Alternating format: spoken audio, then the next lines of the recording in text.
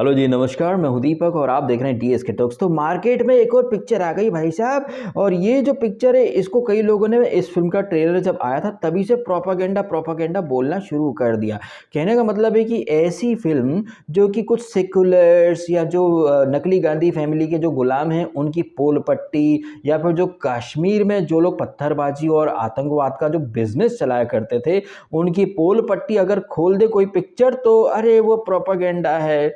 जैसे कि कश्मीर फाइल्स जब आई थी, जिसमें दिखाया गया था कि भाई कश्मीर में जब कश्मीरी पंडितों का नरसंहार कर दिया गया, कैसे रलीफ गलीफ तसलीफ बिट्टा कराटे ने ढूंढ ढूंढ करके हिंदुओं को मारा था, वो चीज़ें एज इट इज़ दिखा दी जाए तो अरे प्रोपेगेंडा है।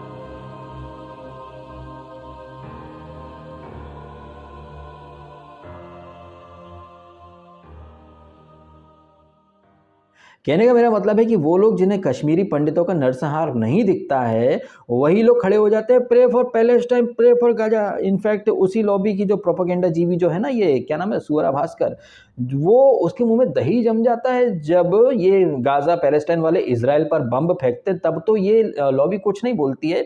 लेकिन जब इसराइल पलटवार करता है तो सब रोने लगते हैं और मोदी जी को टैग करते हैं कि फूड ड्रॉप कर दो। अबे लपड़ झंडे जो दूसरों के घरों में बॉम्ब ड्रॉप करते हैं, उनके यहाँ फूड ड्रॉप करने की वकालत कर वही गजब दोगले लोग हैं। और ऐसे ही दोगले लोग फिर से खड़े हो गए हैं वो आर्टिकल 370 को प्रोपेगेंडा डिक्लेयर करने में।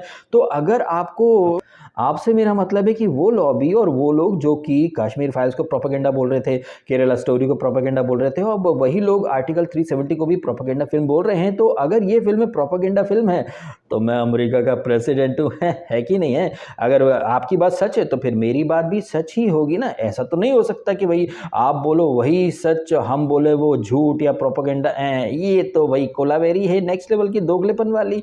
तो वाई दिस कोलावेरी डी यार। एनीवेज, बात करते हैं इस फिल्म आर्टिकल 370 के बारे में। तो इस फिल्म में ऐसा कुछ भी नहीं है जो प्रोपेगेंडा की श्रेणी में आए, क्योंकि जो कुछ इस फिल्म में दिखाया गया है वो सब कुछ आपने बीते 10 सालों में किसी न्यूज़ चैनल में देखा होगा। आपने बरखा दत्त के ट्वीट देखे होंगे, Burhan Wani was a son of a headmaster. एक तरफ ये बरखा दत्त और उस समय यूपीए सरकार, कांग्रेस सरकार, और 70 सालों से जो सिस्टम चला रखा है ना कि एक आतंकवादी जो कि इत्तेफाक से मुस्लिम होता है, इत्तेफाक से जब वो पकड़ा जाता है, इनकाउंटर होता तो अरे भटका हुआ नौजवान था, अरे आतंकवाद का कोई रिलीजन नहीं होता है, टेररिज्म हैज नो रिलीजन। लेकिन हर घर से अफजल निकलेगा, हर घर से बुरहान निकलेगा। आतंकवादी जिसका कोई मजहब नहीं होता है, उसका जब जनाजा निकलता है तो एक ही मजहब के लोग वहां पर पहुंच जाते हैं और फिर अल जिहाद का नारा लगाते हैं।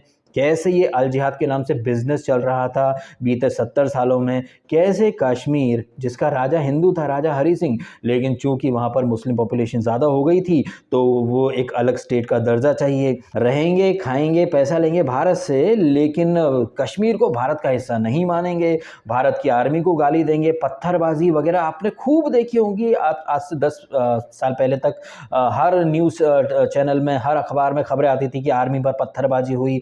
ये पत्थरबाजी या उस समय जो आतंकवादी हमले होते थे, जिसमें कि उस समय की जो सरकार थी बोल दिया करती थी अरे इन हमले में पाकिस्तान का हाथ है, पाकिस्तान का हाथ है। आश्चर्य की बात है कि जब से हमारे देश में कमल वाली सरकार आई है और हाथ वाली सरकार चली गई है, तब से आतंकवादी हमले एकदम से बंद नहीं हो गए। तो ये जो एक नैरेटिव हमारे सामने थोपा जाता था कि भाई पाकिस्तान का हाथ है, बाहरी मुल्क का हाथ है, प्रॉब्लम ना पाकिस्तान में थी ना किसी बाहरी मुल्क में थी, प्रॉब्लम हाथ में थी।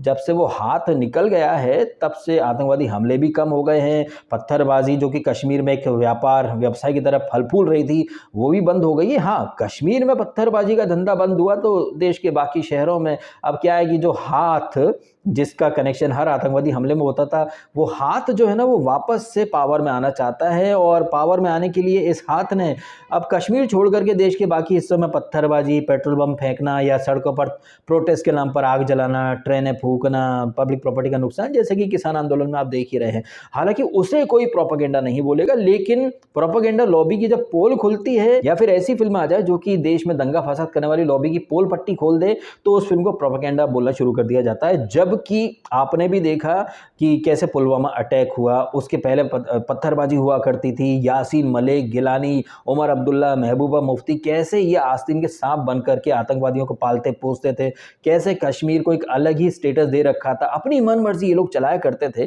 फिर कैसे मोदी सरकार आई, फिर कैसे वहाँ पर राष्ट्रपति शासन होता है, सिलसिलेवार तरीके से आपको चीज़ें दिखाई गई हैं, जिसमें कि यामी गौतम ज़बरदस्त एक्टिंग की है यामी गौतम ने। और सिर्फ यामी गौतम ही नहीं, जितनी भी सपोर्टिंग कास्ट है, हालांकि बहुत सारे ऐसे चेहरे जो कि शायद आपने पहले कहीं नहीं देखे होंगे, कुछ ऐसे चेहरे भी हैं जिन्हें आपने देखा, जैसे कि अरुण गोविल हैं, और हाँ किरण करमरकर जो कि बिग बॉस में अभी रिंकू धवन आई थी ना, उनके पति हैं। किरण करमरकर बने हैं अमित शाह।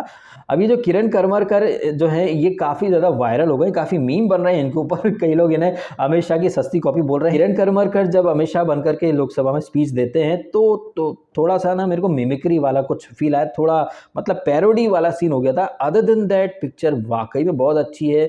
वो लोग जो इस फिल्म को क्रिटिसाइज करें प्रोपेगेंडा बोल करके कि फैक्ट तोड़ दिए मरोड़ दिए, कहाँ से तोड़ दिए मरोड़ दिए?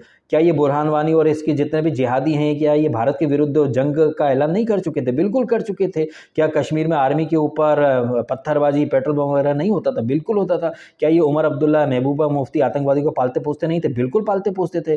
क्या ये यासीन मलिक या फिर गिलानी जैसे लोगों को यूपीए ने पाला पोसा नहीं था? खुद मनमोहन सिंह के साथ इसके गिलानी वगैरह या यासीन मलिक के फोटो वगैरह आए हैं, तो ये सब कुछ तो होता है, ये सब कुछ आपने भी देखा है। तो वो चीज़ें जो आपने ऑलरेडी देखी हैं, वही चीज़ एक फिल्म में आपको सिलसिलेवार तरीके से दिखा दी जाए तो वो प्रोपेगेंडा कैसे हो जाती है? सीधी सी बात है भाई साहब, ये जो लिब्रांडो लॉबी है या जो कांग्रेस के जितने गुलाम हैं, उन सबकी पोल पट्टियां खुल रही हैं, तो डैमेज कंट्रोल करने के लिए ये लोग एक अलग ही नैरेटिव चलाएं, ये होना तो लाजमी है ना भाई साहब। ठीक वही सही जैसे फुद्दू फरहान के अमीगरम शब्बो आजमी है।